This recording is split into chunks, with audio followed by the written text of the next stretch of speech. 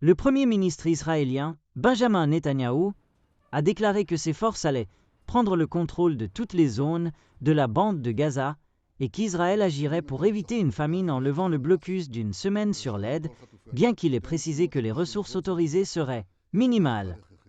Ces commentaires sont intervenus un jour après qu'Israël a lancé une grande offensive terrestre à Gaza. Israël affirme qu'il doit éliminer le groupe militant Hamas de Gaza pour sa propre sécurité. Il y a une condition essentielle. Nous ne devons pas arriver à une situation de famine, ni d'un point de vue pratique, ni d'un point de vue diplomatique, a déclaré Netanyahou dans une vidéo publiée sur sa page Telegram lundi matin. Le coût personnel et financier pour les habitants de Gaza pendant cette guerre dévastatrice a été élevé, avec de nombreux décès et des villes entières rasées. Les critiques d'Israël affirment qu'il a été trop agressif dans sa guerre et qu'il a montré peu de préoccupation quant à la manière dont ses offensives affectent les civils. Mais Israël accuse le Hamas de se cacher derrière les civils et de lancer des attaques depuis des infrastructures civiles et que la densité urbaine de Gaza en fait un environnement difficile pour éviter de telles victimes en temps de guerre.